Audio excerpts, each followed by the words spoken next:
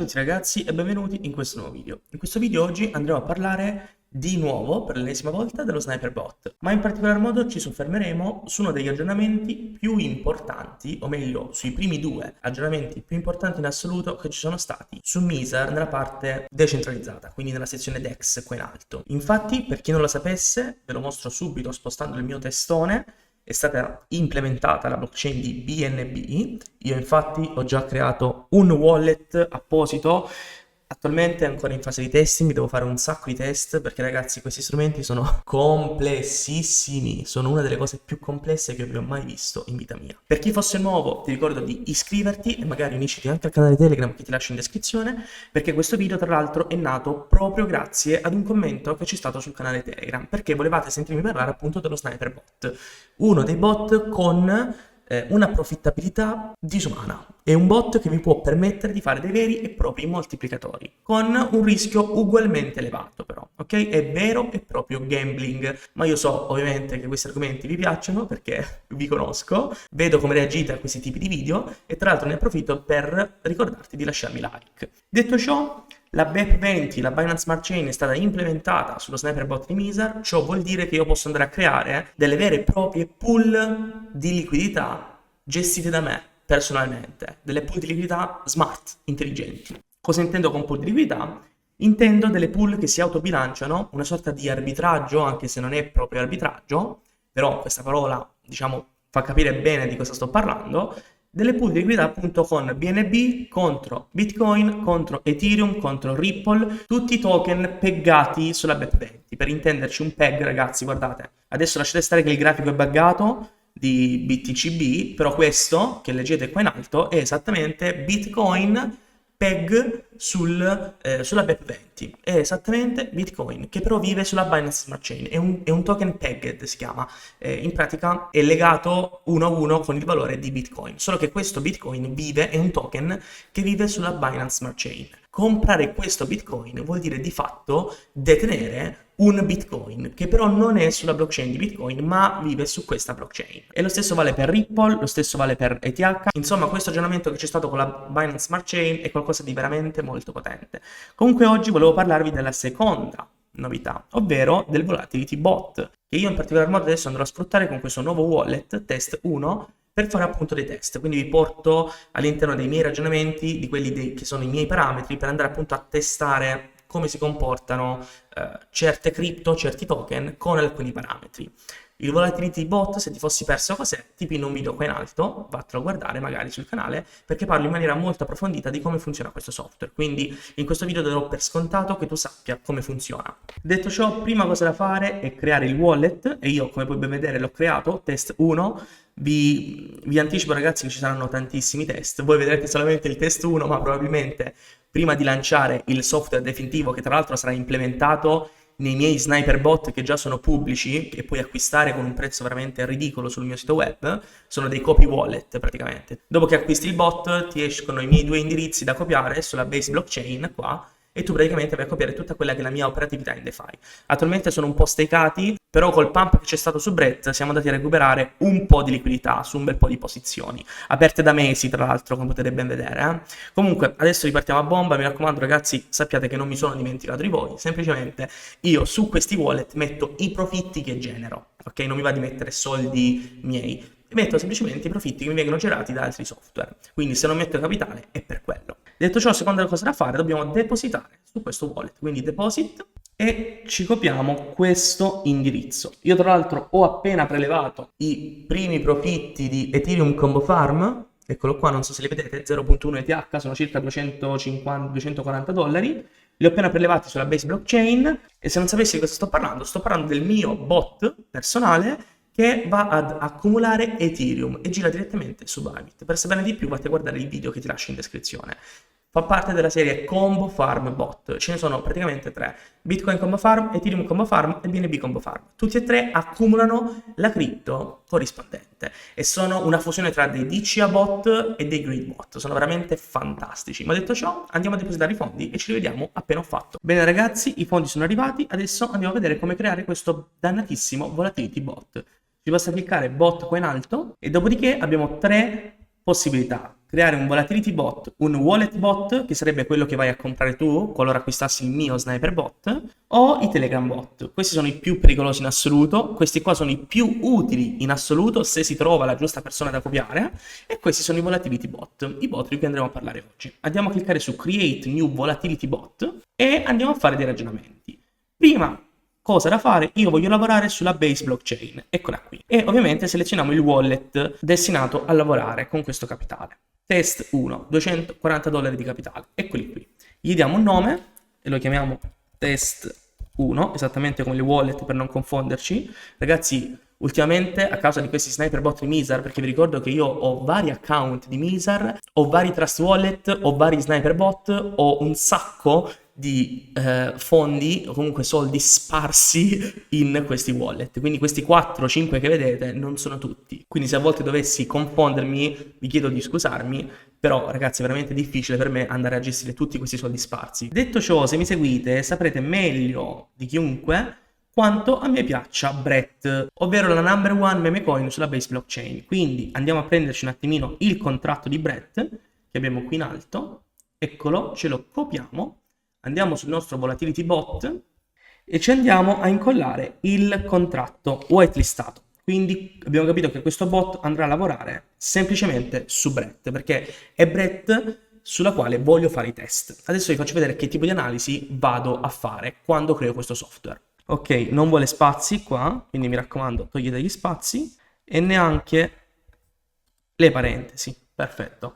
Detto ciò andiamo a scegliere il capitale che va a usare questo bot, io voglio far lavorare tutti i miei Ethereum 0.1. Tra l'altro ragazzi, spoiler, questi sniper bot sono un ottimo modo per far lavorare i profitti che generate se avete dei combo farm bot. Se avete Ethereum combo farm, quello vi genera ogni giorno Ethereum e beh, è un buon modo per far lavorare quegli Ethereum generati, utilizzare un volatility bot su Mizar. Lo stesso vale se avete BNB combo farm, quello vi genera ogni giorno BNB, potete tranquillamente prelevarli e spostarli sul volatility bot che lavora per esempio sulla BEP20. Ragazzi, ripeto per l'ennesima volta, è vero e proprio gambling. Con i profitti che generano i vostri combo farm potete o tenerveli fino alla fine dei tempi o provare diciamo a buttarli su questi gambler bot, perché questo sono, parliamoci chiaro, e vedere magari di tirarci su qualcosina di interessante. Detto ciò, dei parametri molto importanti da configurare sono questi qui. Allora, perché non metto stop loss io personalmente? Perché sto lavorando solo su Brett e a me piace questa meme coin, nonostante sia una meme coin,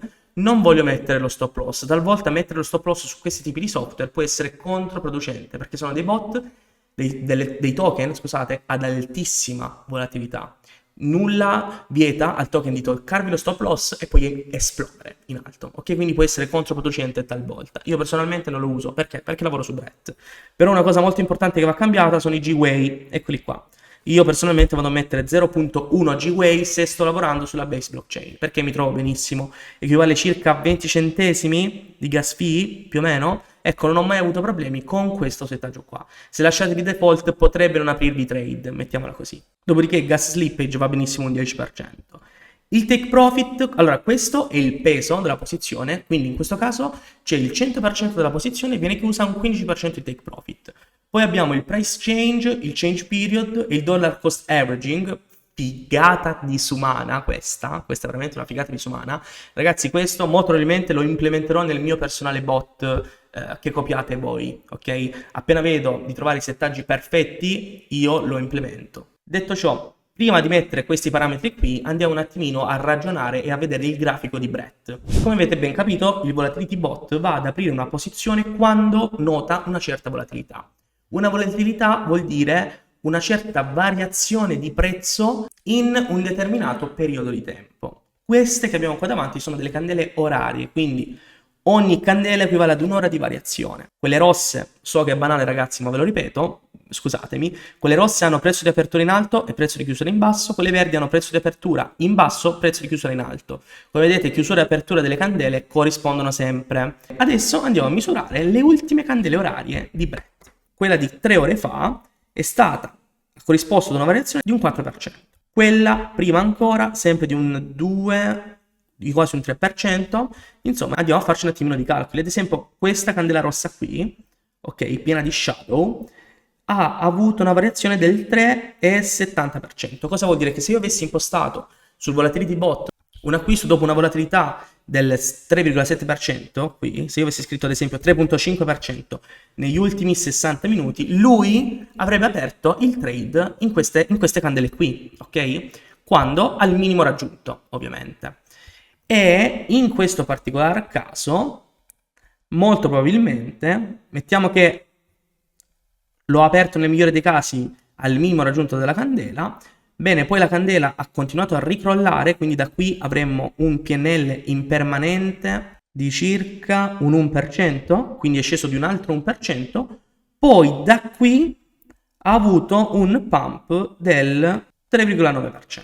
Ok, quindi cosa fa Brett? Brett perde un 3% e riprende un 3%, perde un 4% e riprende un 4%. Solitamente, o meglio, storicamente ha fatto questo. Qual è il problema, ragazzi? Ve lo mostro subito. Per esempio, questa candela rossa è un po' più grossa delle altre, ma equivale sempre a un 4,5%.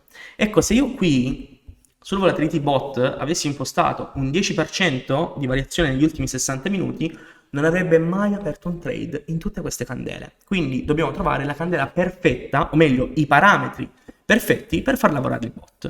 Io ovviamente questo grafico, ragazzi, me lo sono già studiato abbondantemente, infatti quello che volevo mostrarvi era questa grossa discesa qui che c'è stata. Andiamo a calcolare la perdita totale che c'è stata, quindi dal primo crollo fino al minimo raggiunto, è di un 18%. In quante ore? 1, 2, 3, 4, 5, 6, 7 ore. Ha perso un 20% di prezzo. Ma il bot avrebbe aperto qui, andiamo a vedere, dobbiamo misurare le candele che ha avuto, le candele di variazione appunto. Questa candela qui ha avuto una variazione del 2%, quindi non ci interessa. Questa qui è bella grossa, andiamo a misurarla. Questa ha avuto una variazione del 6,6%. Ovviamente avrebbe aperto, però in questa magari del 2% non avrebbe aperto nulla. Vediamo la candela più grossa che c'è stata, è stata questa qui, e ha avuto, tra l'altro, un fortissimo riassorbimento, ragazzi, tutta shadow quella sotto, una variazione del 9,3%, quindi neanche un 10%, non ha raggiunto neanche il 10% di variazione. Io ovviamente questi calcoli li sto facendo per capire bene i parametri da impostare. Poi ovviamente qua, dopo un crollo del 20%, si è ripreso. Vi ricordo che il massimo impostabile sul Volatility Bot è di 60 minuti e questo software è stato creato per dei token pump and dump che hanno brusche variazioni in lassi di tempo molto bassi. Brett non è un token pump and dump, Brett è una meme coin, tutto qui. Però noi stiamo cercando di adattarlo a questa tipologia di comportamento. Guardate, a ogni crollo corrisponde una ripresa di liquidità. Però andiamo a misurare quest'altra candela ed è di un 5%. Insomma, ragazzi, di crolli del 10% nell'ultima ora non ce ne sono stati, almeno fino al mese scorso. Ok, quindi più o meno questo è il comportamento impulsivo di Brett. A cosa sono dovuti questi crolli e questa volatilità? Ovviamente alla market cap e al volume di trading che c'è stato. E ha raggiunto quasi 1 miliardo di market cap Brett. Ciò vuol dire che non è più un token, ma ha 828 milioni di market cap, ragazzi. Vuol dire che sta diventando qualcosa di abbastanza serio come progetto. Quindi non ci possiamo aspettare chissà quale volatilità. Quindi abbiamo capito che se avessimo messo un 10% di variazione negli ultimi 60 minuti non avrebbe aperto mai un trade.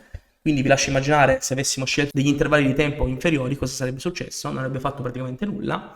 Quindi io andrei a impostare un price change del 5% negli ultimi 60 minuti. Ciò vuol dire che durante alcuni crolli aprirebbe una posizione. Quando c'è una candela che perde almeno un 5%. Nell'ultimo periodo ce ne sono state parecchie, ok? Non spessissimo, però ogni tanto ci sono le candele che perdono un 5%. E il take profit, io personalmente, andiamo a prendere ad esempio una candela che ha perso un 5, questa ha perso un 3,3, sono ancora troppo poco, ecco, neanche così andrebbe ad aprire molto spesso. Qui avrebbe aperto sicuramente delle posizioni. Banalmente nella terza candela, eccola qui, che ha un 6,5% di crollo, avrebbe aperto una posizione. Però ripeto, stiamo parlando di inizio mese, quindi circa 10 giorni fa. Questo per farci un'idea di con quanta frequenza aprirebbe delle posizioni Brett. Ovviamente, ragazzi, dobbiamo misurare anche la percentuale di ripresa per capire a che livello di impostare il take profit, banalmente, no? Qui c'è stato un fortissimo riassorbimento nella stessa candela rossa del 7,53%. Ok, però qua, come vedete, Brett continua ad avere dei crolli di un 2% e poi si riprende subito. Perché ad esempio qui si è chiusa, ok, sì, però è arrivato a toccare prezzi addirittura di un 2,37%, perché ragazzi le shadow sono zone di prezzo che ha toccato. La candela non deve essere per forza verde affinché io possa prendere un take profit, questo ve lo ricordo, Io sto cercando di misurare tutte le zone di prezzo che ha toccato Brett, qualora il bot avesse aperto una posizione in quel punto. Beh, ragazzi, smetto di tediarmi inutilmente, vado a studiarmelo per le prossime ore, questo grafico, e noi ci vediamo direttamente quando ho i parametri, secondo me, ottimali. Lo vado a testare per un certo periodo di tempo e poi ve ne parlo di nuovo sul canale. Allora, ragazzi, questi sono i parametri momentanei, ovviamente lo devo testare per il prossimo mesetto, secondo me comunque minimo 3 settimane di test ci devono essere per forza.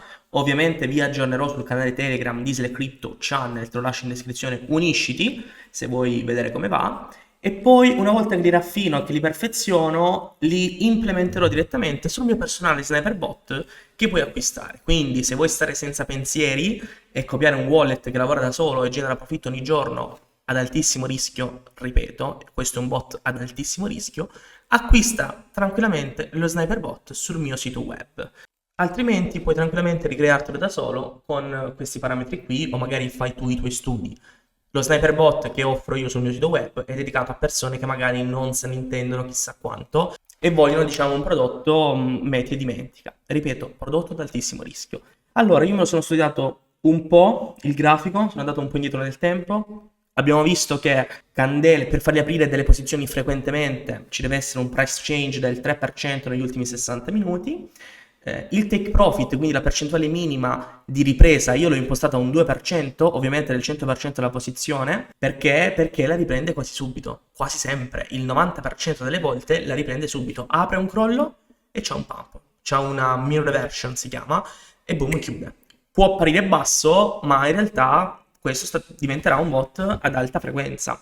Ok, quindi bot ad alta frequenza hanno dei take profit bassi. Dopodiché abbiamo aggiunto il DCA per un'eventuale copertura. Quindi lui inizia con un base order molto basso e qualora dovessero esserci crolli del 10, 15, 20%, lui va ad incrementare la posizione, andando a mediare, in questo caso, il prezzo medio, lo sapete meglio di me, e calcola appunto il take profit sul total volume.